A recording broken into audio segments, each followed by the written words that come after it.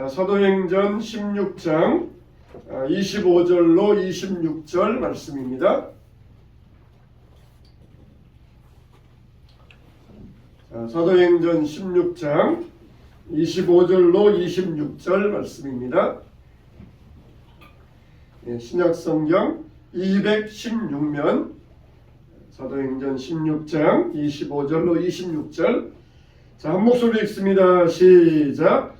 한밤중에 바울과 실라가 기도하고 하나님을 찬송하며 죄수들이 듣더라. 이에 갑자기 큰 지진이 나서 옥토가 움직이고 문이 곧 다 열리며 모든 사람의 메인 것이 다 벗어진지라. 아멘. 1940년대에 한 변호사가 할머니와 계약을 했습니다. 그때 이 변호사의 나이는 47살이었고 할머니의 나이는 90살이었어요.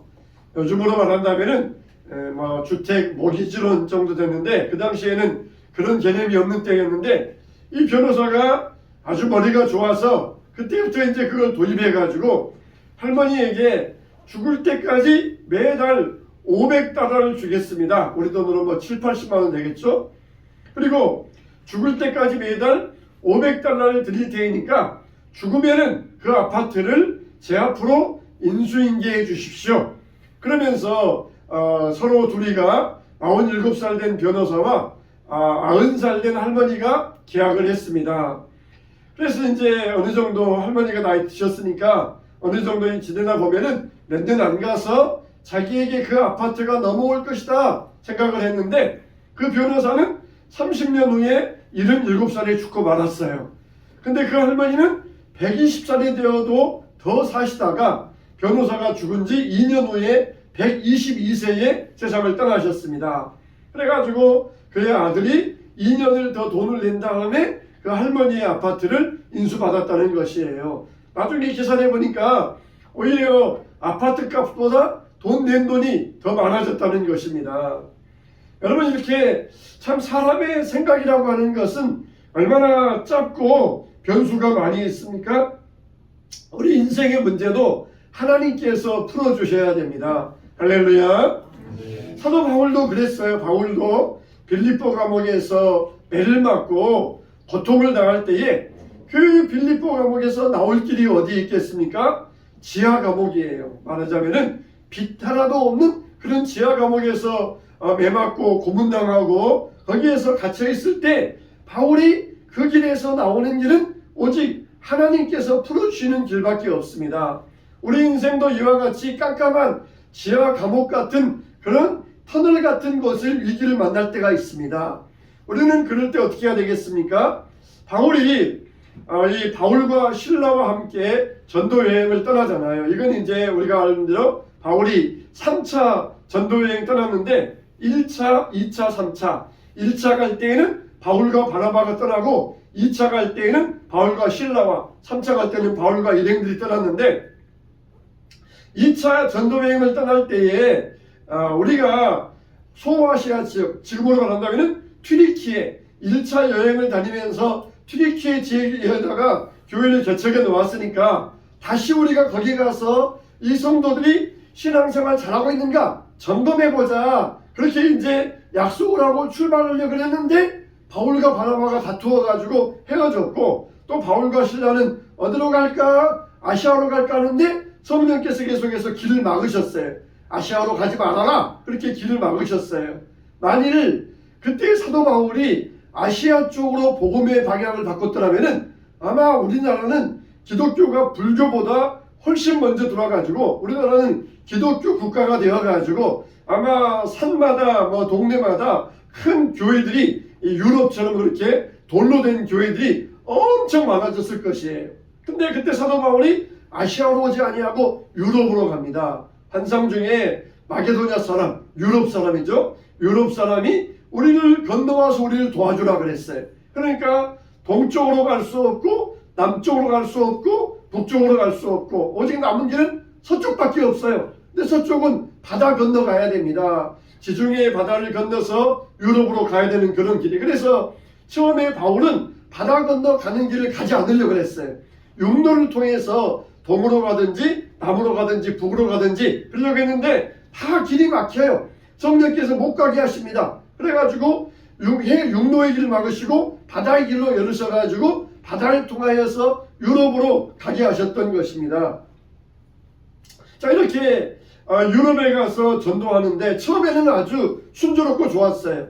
유럽의 첫 성인 빌립보에 가서 전도하는데 자주장사 루디아를 만납니다. 이쪽으로 말한다면 여사장님이셔요. 루디아를 만났는데 루디아가 복음을 듣고 예수님 영접하고 온 가족이 세례를 받고 그리고 그 집에서 교회가 시작되었어요.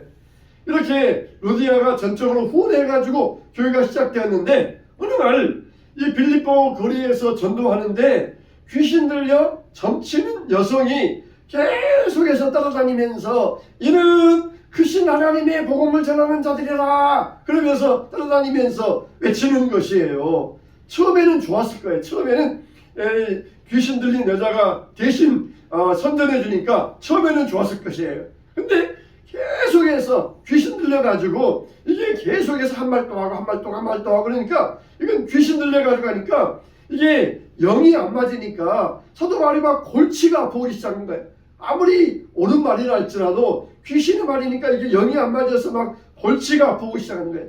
그래가지고 이 불쌍한 여종 귀신 들려가지고 자기가 계속해서 똑같은 말하는 이 여종 자기 의지대로 못하는 여종을 불쌍히 여기면서 그리고 이 귀신의 여종에게서 더러운 귀신아 나올지어다 그러면서 그 여종에게서 귀신을 쫓아내 버렸어요.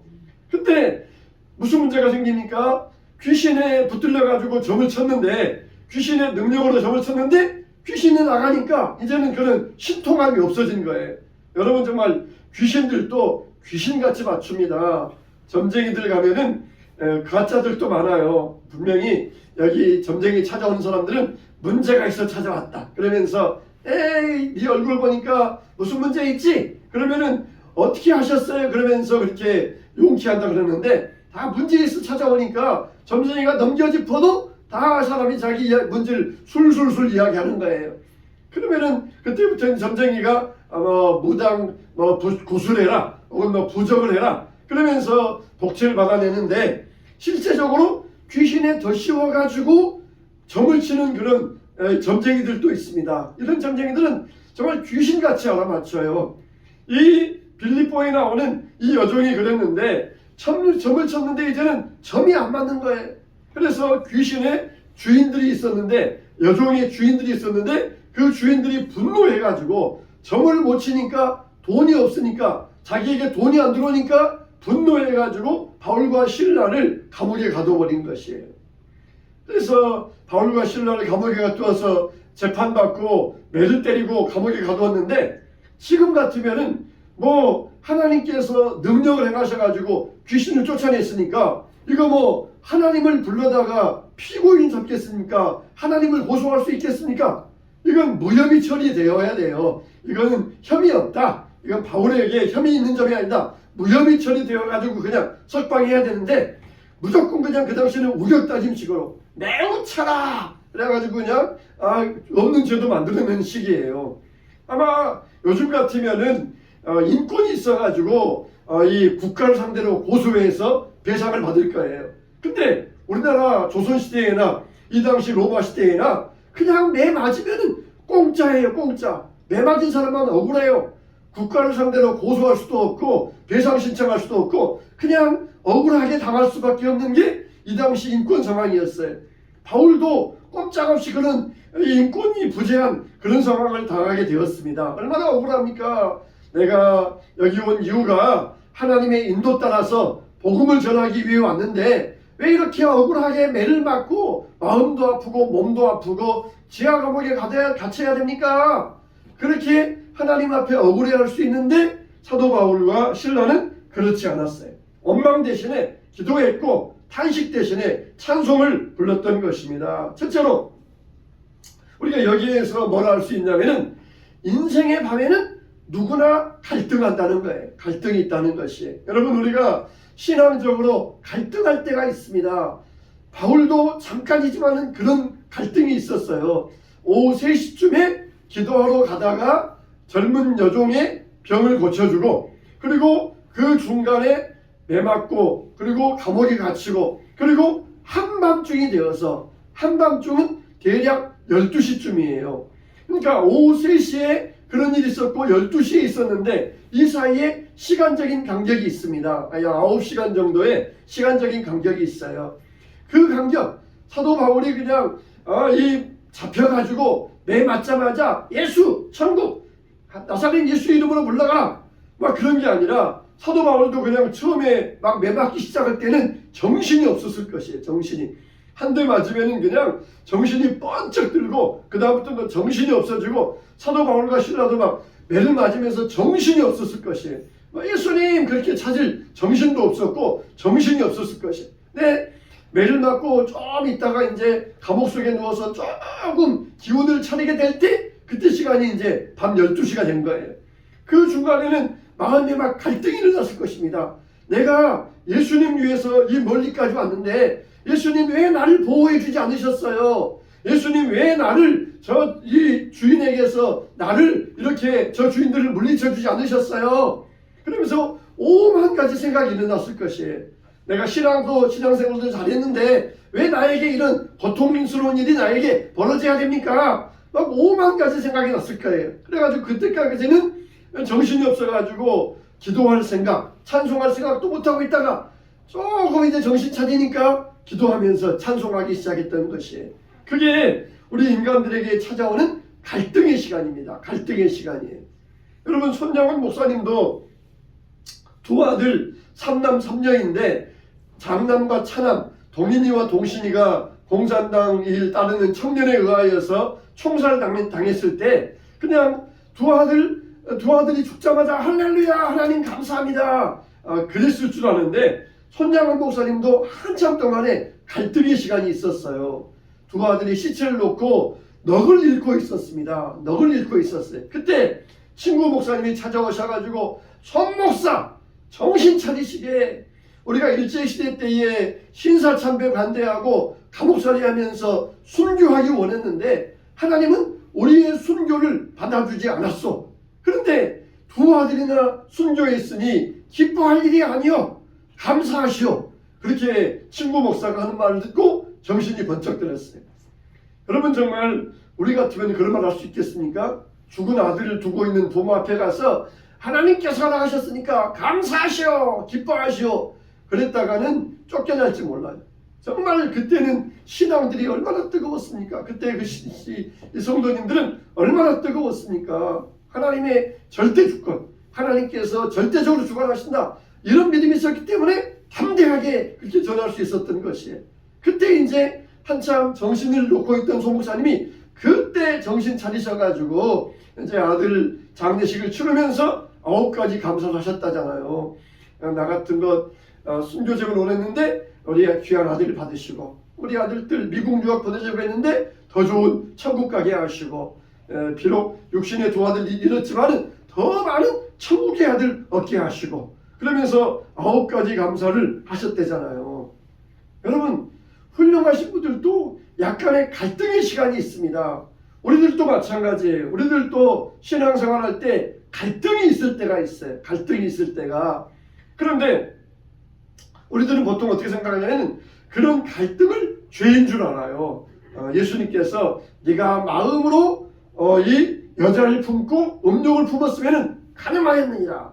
마음으로 미워하였으면 살인하였느니라. 그런 말씀처럼 내가 마음으로 갈등하며 의심하면 이건 내가 불신의 죄를 품는 거 아니야? 그러면서 일부러 막 그것을 막 누르고 무시하려고 그러는 그런 경향들이 있어요. 그러나 내 마음에 신앙적인 갈등이 일어난다. 그거 아주 자연스러운 상황입니다. 자연스러운 상황이에요. 우리 몸에 세포가 바이러스가 들어오면은 우리 몸은 싸우게 돼 있어요. 바이러스와 싸우게 돼 있어요. 그래가지고 몸에서 열도 나고 그렇게 돼 있어요. 그게 자연스러운 상황이에요. 우리가 정말 이 젊은이들에게 오늘날의 이 반기독교적인 사상이 얼마나 많이 있습니까? 이 진화론부터 시작해서 이 반기독교 사상들 이런 반기독교적인 여러 가지 이론들 이것들이 얼마나 많이 있습니까? 그럴 때 우리 안에 마음에 갈등이 일어날 수 있어요. 갈등이 일어날 수 있어요. 그러나 그 갈등은 성장하기 위한 지극히 정상적인 과정입니다. 그냥 마음속으로 의심했으면 내가 불신의 죄를 범했어. 그러면서 그렇게 죄책감을 가지면 안 돼. 지극히 그건 자연스러운 상황이에요. 자연스러운 상황. 이 갈등의 상황. 아무리 신앙이 좋았던 분들도 다 갈등의 상황을 겪었어요. 갈등의 상황. 막 하자마자 할렐루야 감사합니다 기뻐합니다 그러면서 그렇게 막 금방 반응이 나온 게 아니라 갈등이 있어요. 갈등. 그러다가 어떻게 합니까? 결국은 그 갈등을 이기는 거예요. 이기는 것. 갈등을 극복하는 거예요. 그게 중요합니다. 우리는 어떤 사람이 돼야 돼요? 따라서 합시다. 성공자가 아니라 이기는 자가 되어야 된다. 네, 우리는 성공을 바라는 게 아니라 우리는 승리자, 이기는 자가 돼야 돼요. 이기는 자. 성공이 아니라 우리는 승리입니다. 승리. 이기는 자가 되어야 돼요. 갈등 상황에서 우리가 그것을 물리치고 결국은 승리한다. 이긴다. 하나님은 누구에게 은혜 주시고 복을 주십니까? 성공자가 아니라 이긴 자예요. 이긴 자. 이긴 자에게 하나님께서 복을 내려주신다는 것이에요. 이긴 자. 우리 권사님 낮에 기도하셨던 것처럼 빌라델비아 교회처럼 적은 능력을 가지고도 승리할 수 있는 것. 이게 이기는 자에게 주시는 하나님의 축복이라는 것이에요. 우리는 승리자가 돼야 돼요. 성공자가 아니라 승리자. 그러니까 우리가 이 갈등이 있다 할지라도 그 갈등을 극복하고 승리할 때에 하나님께서 영광의 면류관, 영광의 상급을 베풀어 주실 줄로 믿습니다. 우리는 인간에게 오는 갈등은 지극히 자연스러운 상황이에요. 그래서 내가 믿음의 어떤 갈등이 일어났다. 그럴 때에 그것을 이상한 일 당하는 것처럼 생각하지 말고 자연스럽게 받아들여서 그리고 그것을 잘 소화해내고 승리할 수 있어야 돼요. 근데 이 바울의 승리의 비결이 뭡니까? 두 가지예요. 바로 기도와 찬송입니다. 밤에 기도할 때 승리하였고 그 다음에 찬송할 때 승리할 수 있었어요. 우리 안에 갈등이 일어날 때 우리는 즉시 뭐 해야 돼요? 기도의 자리를 찾아와야 되고 그리고 찬송의 자리를 확보할 수 있어야 돼요. 사도 바울이 기도했을 때 하나님께서 그에게 마음속에 해답을 주셨어요. 하나님 앞에 기도. 하나님 왜 나에게 이런 일이 일어나야 됩니까? 왜 나에게 이런 고통이 찾아와야 됩니까? 기도할 때 하나님께서 자연스럽게 해답을 주셨어요. 그래야 네가 고통받아야 다른 사람들이 편안하고 다른 사람들이 복을 받고 다른 사람들이 구원을 얻느니라. 너 한 사람이 썩어져 미달되면은 많은 열매를 맺느니라. 그렇게 응답해 주셨어요. 참새 2마리가 한 아사리온에 팔리는 것이 아니냐. 너희는 얼마나 참새보다 귀하냐. 참새 2마리도 하나님의 섭리 안에 있다는 거예요. 하물며 너희들의 모든 일을 내가 모르겠느냐. 하나님은 다 우리를 향하여서 계획이 있으시다는 거예요. 계획이. 요셉은 형들의 미움을 받아가지고 애굽으로 팔려갑니다. 거기 가서 착고에 손이 채우고 발이 채워져가지고 이 쇠사슬이 손목 안으로 막 파고 들어오면서 살갗을 막 파고 들어오면서 착고의 쇠사슬이 손목을 이렇게 쪼여 들어와요. 그렇게 하면서 종살이 하면서 감옥살이 할 때 아마 요셉 같으면은 원망했을지 모르지만은 뭐라 그럽니까? 말씀이 그를 단련하였도다 그랬어요. 하나님의 말씀, 하나님이 자기에게 계시로 환상으로 말씀을 주셨어요. 해와 달과 별이 자기 별에게 인사하는 꿈, 그리고 이 11볕단들이 자기 볕단에게 인사하는 꿈, 그 꿈의 환상의 말씀이 자기를 연달하였다는 거예요. 자기는 고통당한다고 생각했지만 하나님은 다 계획을 가지고 요셉의 앞길을 준비하셨어요. 요셉이 조금이라도 사람 믿으려고 그러면은 하나님은 여지없이 그걸 물리치셨어요. 술마통 관원장 믿어가지고 제발 내가 여기 억울하게 왔으니까 날 여기서 빼내주세요. 술마통 관원장 의지해가지고 나가고 싶었지만은 하나님은 술마통 관원장의 머릿속에서 요셉을 싹 지워버리셨어요. 하나님은 다 계획이 있으셨어요. 그래서 형들의 미움으로 팔려간 게 아니라 하나님의 계획 가운데 팔려갔다는 것이에요. 그래서 학자들은 말하기를 요셉과 야곱이 애굽에 내려갈 때에는 가족이 내려갔지만 애굽에서 나올 때는 민족이 나왔다 그랬어요. 민족이. 야곱의 그때 가족이 몇 명이었어요? 70명이에요. 70명. 70명이 여기 갔다가 저리 갔다가 그러면 양들도 많이 있고 짐승도 많이 있으니까 옆에 큰 부족들이 야 저거 좋은 먹잇감 생겼다. 70명까지 것 수만 명의 부족이 와가지고 한꺼번에 그냥 폭삭 죽여버리고 그냥 노예 삼고 그리고 뭐 짐승들 뺏어가면은 70명 지구상에서 가족들 사라지는 것은 일도 아닙니다. 하나님께서 이 70명을 보호해 주시기 위해서 대제국인 애굽에 들어가서 애굽의 보호를 받게 하신 거예요. 그리고 거기에서 400년에 나올 때는 남자만 60만 명 그리고 여자까지 아이까지 200만 명이 대민족을 이루어서 나오니까 어떤 나라가 그 대민족을 함부로 건드릴 수 있겠습니까? 이렇게 하나님은 그 야곱의 가족을 요셉의 가족을 보호하기 위한 목적을 가지고 요셉을 먼저 보내셨고 그리고 요셉의 가족을 거기 야곱의 가족을 거기에서 큰 민족을 만드셨다는 것이에요. 얼마나 참 하나님의 섭리는 놀랍고 위대합니까? 우리는 정말 이런 갈등의 시기에 기도하면은 말씀이 떠올라요. 그러면 말씀은 열쇠가 되어가지고 해답을 주고 우리 문제를 돌파하며 나아갈 수 있는 승리의 비결이 되는 줄로 믿으시기 바랍니다. 말씀, 우리가 이 인생의 갈등의 시기에 말씀, 기도하면은 말씀이 떠오르고 기도할 때 승리를 얻는다는 것이에요. 그 다음에 우리는 믿음으로 찬송할 때 승리하게 된다는 것입니다. 찬송도 우리가 두 가지 찬송이 있잖아요. 평안할 때 부르는 찬송과 고난 중에 부르는 찬송이 있어요. 평안할 때 부르는 찬송은 누구나 할 수 있어요. 누구나. 그러나 고난 중에 부르는 찬송은 오직 하나님을 믿는 진심으로 믿는 사람만이 이런 찬송을 부를 수가 있습니다. 바울과 실라가 찬송하니까 죄수들도 듣더라. 이 고난 중에 시련 중에 노래를 불렀는데 찬송을 불렀는데 그 찬송이 모든 사람들에게 울려 퍼지는 찬송이 되었던 것이에요. 여러분 정말 찬송은 위대한 능력을 가지고 있습니다.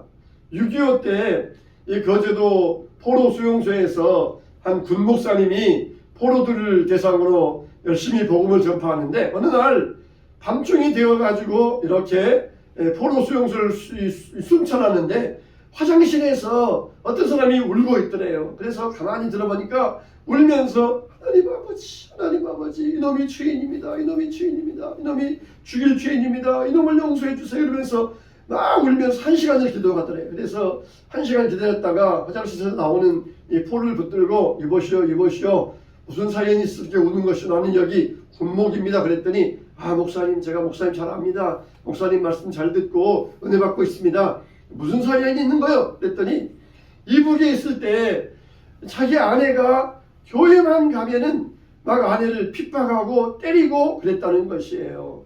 어느 날 수요일 밤인데 밖에 나갔다가 들어왔는데 밥은 다 차려져 있는데 아내가 안 보이는 것이에요. 이게 또 교회 갔구나 싶어가지고는 화가 나가지고 교회에 쫓아가지 맨발로 들어가야 되는데 신발 신은 채로 교회에 들어가가지고 맨 앞에 앉아있는 자기 부인에게 그냥 머리채를 잡고 끌고 나와가지고는 집에 와서 때린 것이에요. 그런데도 부인은 또 그냥 부엌에서 불 때면서 찬송 부르고 그랬었는데 결국은 그러다가 자기가 이제 이북에서 징집되어 가지고 북한군에게 나왔다가 이제 미군에 의하여서 포로가 된 것이에요. 근데 미군들이 이렇게 왼쪽 오른쪽으로 포로들을 세우는데 어떻게 세우냐면은 한 명씩 불러가지고는 가슴에 십자가를 그려라. 그리고 노래 하나씩 불러라. 그러더라는 거예요. 노래 하나씩 불러라. 그러니까 가슴에 십자가를 긋는 것은 예수님의 십자가를 부셔는 것이고 미군들이 노래 하나 불러라 하는 것은 아들은 분명히 틀림없이 찬송가를 불러라. 그래서 찬송가 부르는 사람들은 살 편, 찬송가 안 부르는 사람들은 죽을 편 그렇게 곤란했던 것이에요. 근데 자기 앞에 왔는데 갑자기 앞이 깜깜해지는 것이에요. 근데 번뜩 생각나는 것입니다. 부인이 매를 맞고 부엌에서 올 때마다 불렀던 찬송 내 주를 가까이 하게 함은 이런 찬송이 생각나는 거예요. 그래서 그 찬송을 불렀습니다. 근데 부르다가 가사를 까먹은 거예요. 앞이 캄캄해지면서 이거 내가 정말 죽느냐 사느냐 이거 기도의 입장인데 이게 어떻게 합니까? 어떻게 합니까? 내 아내가 믿던 하나님 어떻게 합니까? 그랬더니 하나님이 지혜를 주시대. 응? 어차피 너는 미국만 모르고 미군들은 한국말 모른다. 그냥 곡조만 맞춰서 부르면 된다. 그러시더라고요. 그래서 이렇게 불렀대요. 가사를 모르나 살고 싶으니 하나님 아버지 도와주소서 이렇게 하고 자좀 그랬더니 그러면서 살쪽으로 이렇게 옮겨주더라는 것입니다. 그래가지고 그냥 자기 살아가지고 이 포로 수용소에 왔는데 이북에 두고 온 아내가 너무너무 생각나고 아내에게 핍박했던 건 너무너무 미안하고 그냥 자기는 이제 자유를 찾아서 대한민국 올 터인데 부인은 이북에서 내려오지도 못했고 너무너무 미안하고 죄송하고 마음 아프고 그래가지고 울고 있었다는 것이에요. 참 이 찬송의 능력, 사람을 살리는 찬송의 능력, 이게 찬송의 능력 안에 있습니다. 우리가 이렇게 찬양을 부를 때에 이 사람들이 구원을 받고 찬양을 부를 때 옥문이 열렸던 것입니다. 옥토가 흔들리면서 막 지진이 나니까 이 문짝 같은 것은 막 이게 자물쇠가 풀렸어요. 막 땅이 흔들리니까 집도 무너지는데 문짝이 그 자물쇠 풀려지는 거 일도 아니잖아요. 그리고 심지어 죄수들의 착고도 풀려졌더라. 이거는 착고는 이렇게 손에 딱 맞춰 있는 거니까 이게 풀려지지 않아야 되는데 옥토가 흔들리면서 이것마저 풀려져 버린 거예요. 그래서 간수가 잠을 자다가 일어나서 옥문이 열린 것을 보고 죄수들이 달아나면은 자기 책임이니까 간수가 이제 처형을 당하거든요. 이미 죄수들 이미 도망갔다. 이제 나는 죽었구나. 차라리 처형 당하지 말고 자살해 죽자. 그러면서 칼을 뽑아서 자기를 찌르려는데 갑자기 바울이 이야기합니다. 너의 몸에 손대지 말라. 우리가 다 여기 있느니라. 그래서 간수가 두려워 떨면서 불을 가져와라 그래서 들어가보니까 죄수들이 다 있는 거예요. 눈을 끄덕끄덕하면서 자기를 쳐다보고 있는 거예요. 그 중에서 이제 바울 사도를 찾아가 가지고 선생님들이요, 내가 어떻게 해야 구원을 얻으리까? 그러면서 유명한 말씀, 주 예수를 믿어라. 그러면 너와 네 집이 구원을 얻으리라. 그 말씀을 듣고 그 밤에 바울과 실라를 데려다가 자기 집에서 씻겨주고 상처를 치료해주고 밥을 먹여주고 온 가족이 함께 세례를 받고 구원을 받았던 것입니다. 아마 이 간수도 바울이 매를 맞을 때 옆에서 이 간수가 보았을 것이에요. 이 분명히 억울한 사람인데 저 사람은 뭔가 다르다. 그러면서 아마 유심히 바울과 그 일행을 보았을 거예요. 그러니까 보자마자 내가 어떻게 해야 구원을 얻겠습니까? 그렇게 질문이 나왔잖아요. 신앙은 질문을 잘해야 돼요. 질문. 당신들 아직 도망가고 뭐하고 있어? 나 살았네? 당신들 때문에 내가 죽지 않았어. 그러면서 끝났으면 이 사람은 신앙도 못 가질 거예요. 그러나 질문하잖아요. 내가 어떻게 해야 구원을 받으리까? 그러니까 해답을 주잖아요. 신앙생활도 질문을 잘해야 됩니다. 질문을 잘해야 좋은 해답을 얻을 수가 있어요.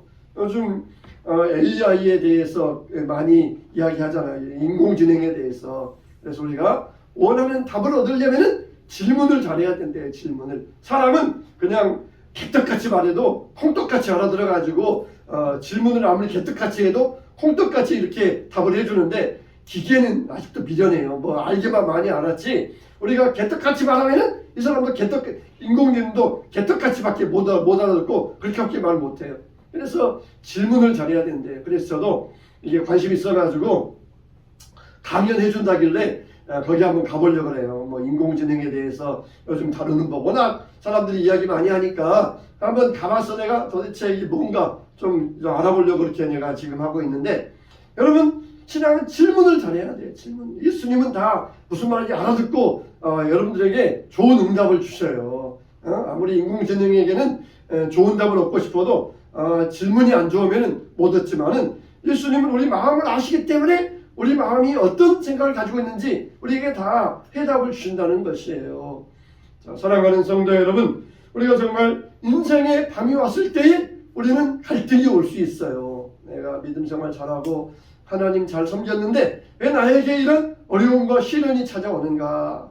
왜 나에게 이런 문제가 있는가? 그러면서 갈등이 있지만은 그 갈등을 어떻게 됩니까? 슬기롭게 잘 극복할 수 있어야 돼요. 우리는 성공자가 아니라 승리자가 되어야 됩니다. 승리자가 될 수 있어야 돼요. 그래서 저와 여러분이 인생의 위기와 인생의 밤을 만났을 때에 믿음으로 승리하게 되시기를 주님의 이름으로 축원합니다. 축원합니다.